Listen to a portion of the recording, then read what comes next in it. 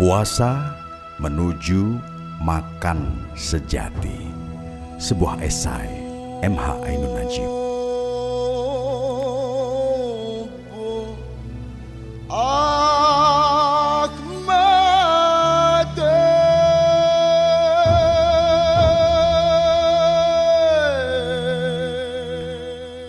Ilmu Rasulullah Shallallahu Alaihi Wasallam hanya makan ketika lapar dan berhenti makan sebelum kenyang telah menjadi pengetahuan hampir setiap pemeluk agama Islam, tetapi mungkin belum menjadi ilmu.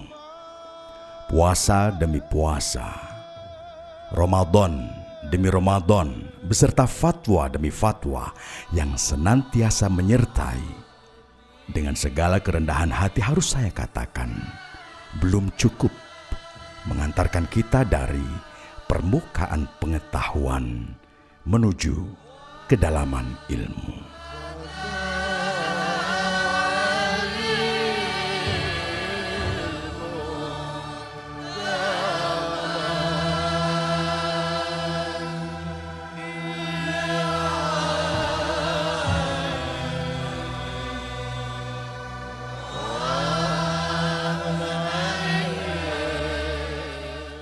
Ada jarak yang tak terkirakan antara pengetahuan dengan ilmu. Meskipun khazanah kebahasaan kita dengan kalem menyebut ilmu pengetahuan di lembaran-lembaran kamusnya. Dengan berkunjung ke sebuah museum, kita bisa memperoleh pengetahuan tentang sebilah pedang, lengkap dengan data tentang panjang, lebar, asal-usul sejarah serta logam suku cadangnya, termasuk berapa kepala yang dulu pernah dipenggalnya. Tetapi ilmu baru terjadi tatkala pedang itu telah menyatu dengan tangan kita. Bukan saja kita sanggup menggenggamnya dan mendayagunakannya dengan 1000 teknik silat. Lebih dari itu, ilmu ditandai oleh realitas menyeluruh, di mana pedang itu telah menjadi bagian dari kita, bagian dari badan kita, akal pikiran kita, emosi hati kita, termasuk budi dan kearifan jiwa kita. Pengetahuan barulah tataran terendah dari persyaratan mutu dan aktualitas eksistensi makhluk yang bernama manusia. Tetapi ilmu pun belumlah langit tertinggi dalam kosmos ahsani takwim sebaik-baik makhluk manusia. Sebab ilmu pedang bisa merupakan awal mula dari tertikamnya dada seseorang. Oleh karena itu, di atas ilmu, si penggenggam kebenaran, ada langit lebih tinggi yang bernama hub atau cinta. Cinta adalah rem, pembijak, pengarif yang terkadang nikmat, terkadang sakit bagi kemungkinan pembunuhan atau permusuhan yang dipotensialkan oleh ilmu pedang. Ini berlaku pada skala manapun di kesempatan pergaulan sehari-hari hingga di keluasan peradaban. Adapun jika penghayatan akan kebenaran bersenyawa, bekerja sama, berkooperasi, berposisi dan berkelangsungan intermanageable, atau dengan kata lain bersuami istri dengan hub atau cinta, maka tercapailah tataran takwa. Takwa itu target puasa. Takwa itulah cakrawala perjalanan kemusliman manusia. Takwa lebih tinggi dari nilai kebenaran dan nilai cinta, apalagi dibandingkan tataran norma, hukum formal, adat, serta tabung-tabung formal kultural lainnya dalam komunitas atau kejamaahan umat manusia. Takwa itu suatu atmosfer yang bukan main, menyejukkan, mententramkan, dan membahagiakan, yang terletak di garis kemungkinan liqa'u Rabb, yakni kemungkinan pertemuan hamba-hamba hina dina semacam kita ini dengan Allah. Sekarang bisalah kita membandingkan apa beda kemungkinannya jika pedang berada di tangan orang berpengetahuan dengan jika ia tergenggam di tangan orang yang bercinta saja, dengan jika ia tergenggam di tangan orang yang bertakwa. Kemudian gampanglah bagi kita untuk memproyeksikan jika pedang itu adalah kekuatan fisik, adalah kekuatan politik, adalah modal dan peluang ekonomi, adalah pasal-pasal hukum atau apa saja. Gampanglah kita perhitungkan. Terjadi tikaman. Siapa yang menikam dan tertikam, seberapa dahsyat akibat sejarah dari ketertikaman itu, ataukah mungkin berlangsung suatu ketakwaan peradaban di mana pedang tidak pernah menikam, di mana ketajaman pedang ditakwai untuk hanya menguak kesejahteraan dan kebahagiaan bersama.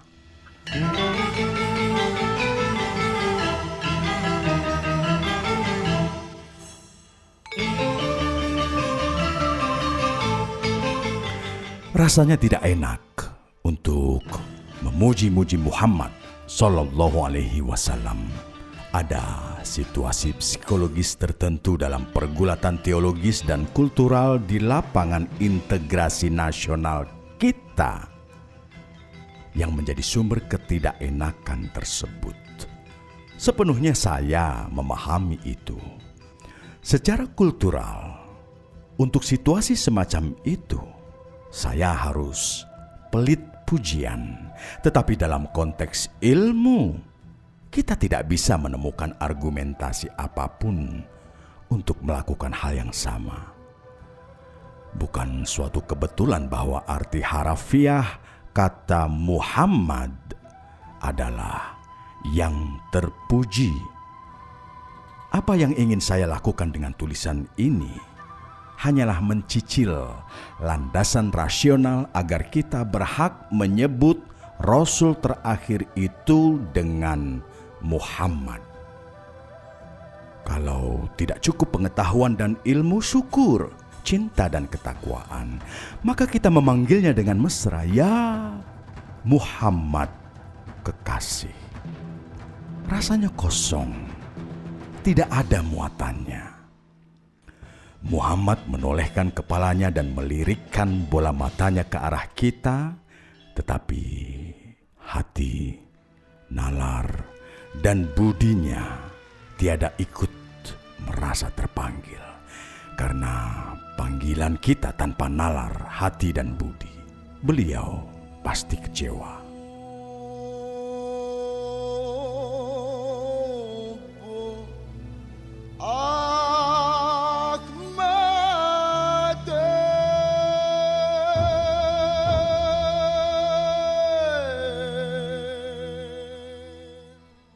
Makan hanya ketika lapar dan berhenti makan sebelum kenyang adalah formula tentang kesehatan hidup. Tidak hanya menyangkut tubuh, tetapi juga keseluruhan mental sejarah.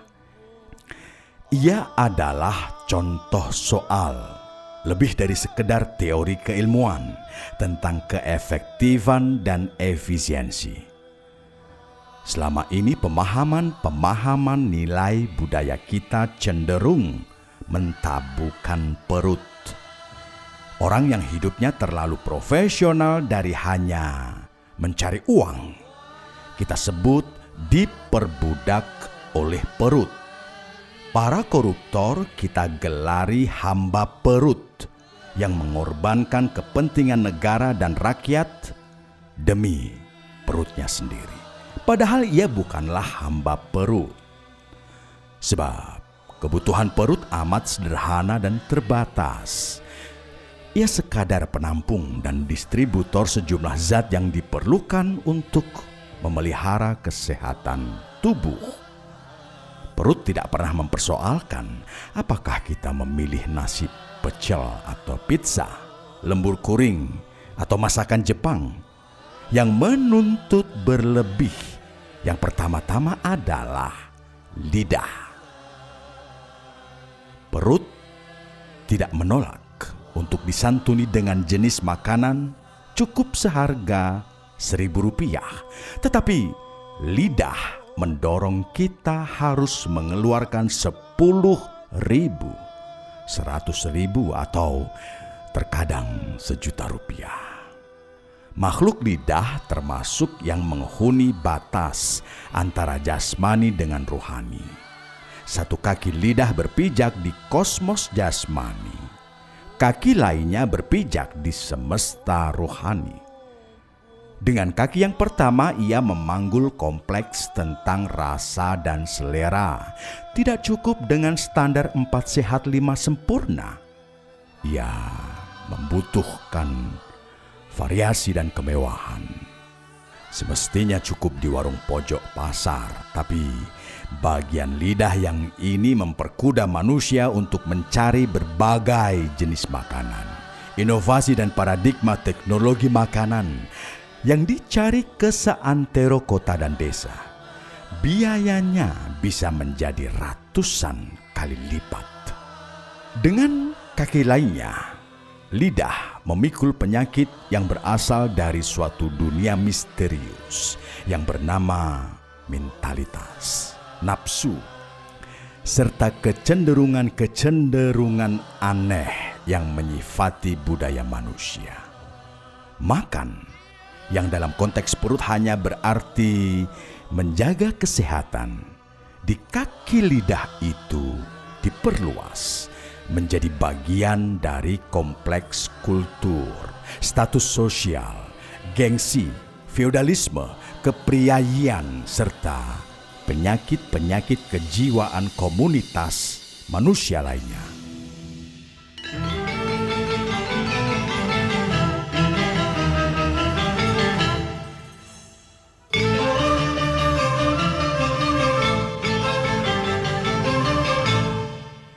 Kecenderungan ini membuat makan tidak lagi sejati dengan konteks perut dan kesehatan tubuh, melainkan dipalsukan, dimanipulir atau diartifisialkan menjadi urusan-urusan kultur dan peradaban yang biayanya menjadi amat sangat mahal. Budaya artifisialisasi makan ini dieksploitasi dan kemudian dipacu oleh etos industrialisasi segala bidang kehidupan, serta disahkan oleh kepercayaan budaya bahwa harus senantiasa ada proses kreatif. Orang menyelenggarakan modifikasi budaya makan, pembaruan teknologi konsumsi, jenis makanannya, panggung tempat makannya, nuansanya, lagu-lagu pengiringnya, pewarnaan meja kursi, dindingnya, hingga karaoke-nya. Artifisialisasi budaya makan itu akhirnya juga menciptakan berbagai ketergantungan manusia. Sehingga agar selamat sejahtera dalam keterlanjuran ketergantungan itu, manusia bernegosiasi di bursa efek, menyunat uang proyek, memborong barang-barang, bahkan berperang dan membunuh satu sama lain. Padahal perut hanya membutuhkan makan ketika lapar dan berhenti makan sebelum kenyang. Maka yang bernama makan sejati ialah makan yang sungguh-sungguh untuk perut. Adapun yang pada umumnya kita lakukan selama ini adalah memberi makan kepada nafsu. Perut amat sangat terbatas dan Allah mengajarinya untuk tahu membatasi diri. Sementara nafsu adalah api yang tiada terhingga skala perbesaran atau pemuaiannya. Jika filosofi makan dirobek dan dibocorkan menuju banjir bandang nafsu tidak terbatas, jika ia diartifisialkan dan dipalsukan, dan tampaknya itulah salah satu saham utama beribu konflik dan ketidakadilan dalam sejarah umat manusia, maka sesungguhnya itulah contoh paling konkret dari terbunuhnya efisiensi dan keefektifan. Rekayasa budaya makan pada masyarakat kita dari naluri sehari-hari hingga aplikasinya di pasal-pasal rancangan pembangunan jangka pendek dan jangka panjang mengandung inefisiensi atau keborosan dan keserakahan yang terbukti mengancam alam dan kehidupan manusia sendiri. Di samping sangat tidak efektif mencapai hakikat tujuan makan itu sendiri.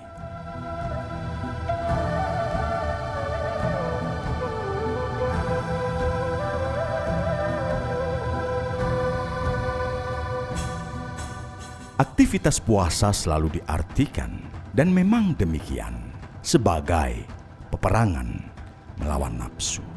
Cuma barangkali karena pengetahuan dan ilmu kita tentang musuh yang harus diperangi itu tidak bertambah, maka strategi dan taktik perang kita pun kurang berkembang.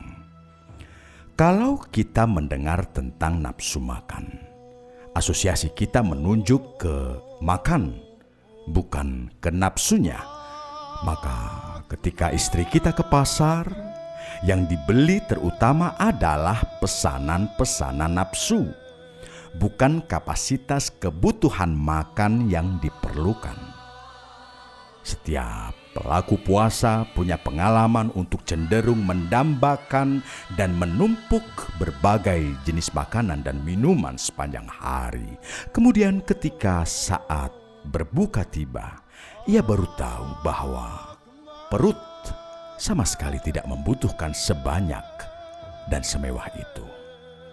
Pelajaran yang diperoleh dari pengalaman semacam itu seharusnya adalah kesanggupan memilah antara dorongan nafsu dengan kebutuhan makan. Kegiatan puasa jadinya bukanlah bertempur melawan tidak boleh makan atau tidak adanya makan, melainkan melawan nafsu itu sendiri yang menuntut pengadaan lebih dari sekadar makanan. Puasa adalah penguraian nafsu dari makan. Untuk tidak makan dari subuh hingga maghrib, putra kita yang baru duduk di kelas 3 sekolah dasar saja sanggup. Untuk tidak makan jauh lebih gampang dan ringan dibanding untuk tidak nafsu makan, terutama dari para penghayat makan yang sejati.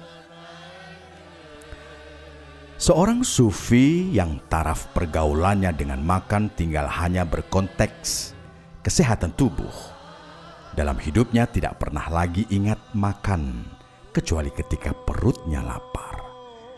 Ia bukan merekayasa untuk hanya makan ketika lapar, tetapi memang betul-betul sudah tidak mengingat makan, sampai perutnya mengingatkan bahwa ia lapar.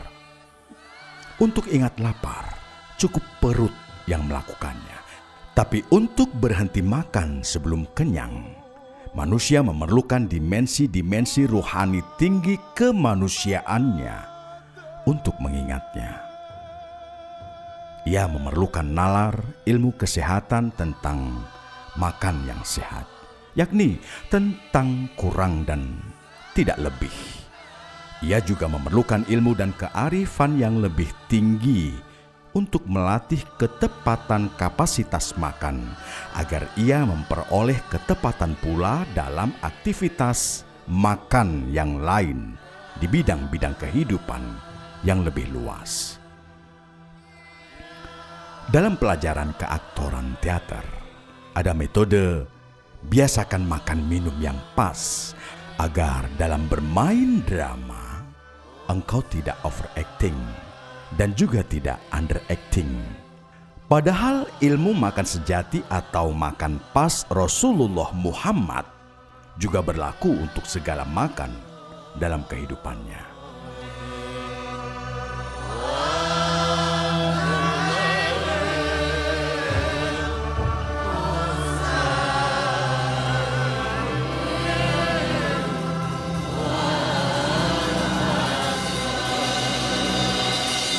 Kita masuk ke toko serba ada dengan segala gemerlap yang tidak memanggil-manggil kebutuhan kita. Saya mohon maaf, bukan saya bermaksud mematikan nafkah para pedagang, tetapi bermiliar-miliar rupiah dikeluarkan orang untuk membeli pelayanan atas nafsu, bukan pelayanan atas kebutuhan. Program-program pembangunan kita memacu tahayul, mengetalaskan beribu-ribu jenis konsumsi yang tak sejati, yang sebenarnya belum tentu dibutuhkan oleh konsumen. Iklan-iklan industri adalah kendaraan budaya yang mengangkut jutaan manusia dari terminal kebutuhan ke terminal nafsu, dari kesejatian dan kepalsuan.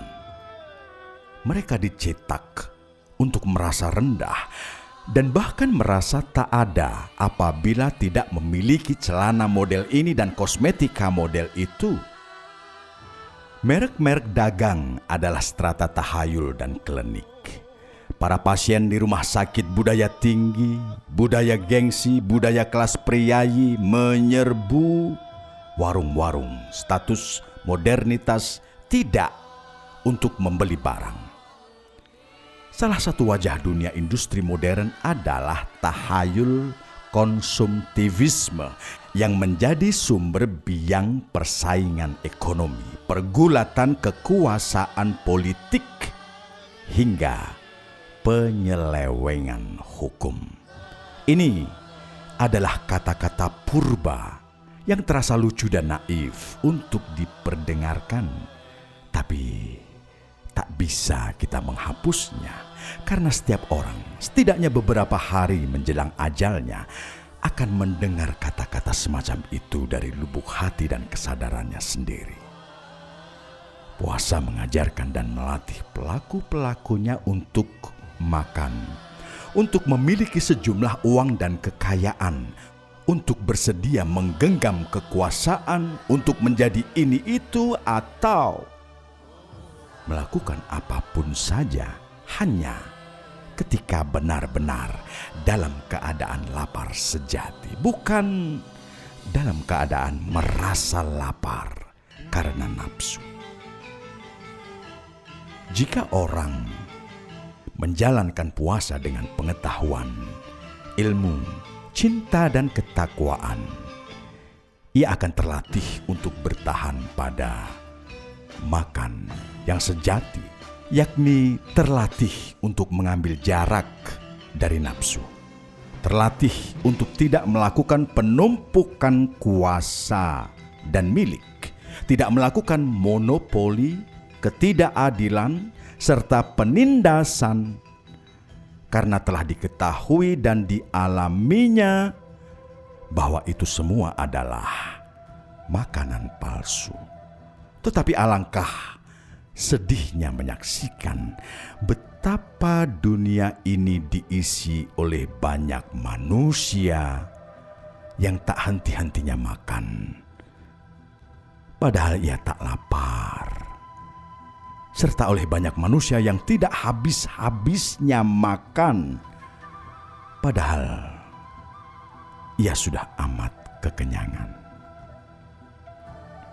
Untunglah bahwa bagi para pelaku puasa sejati, kesabaran untuk menyaksikan keburaman hidup semacam itu bisa justru dapat meningkatkan perolehan kemuliaan dan kesejatiannya.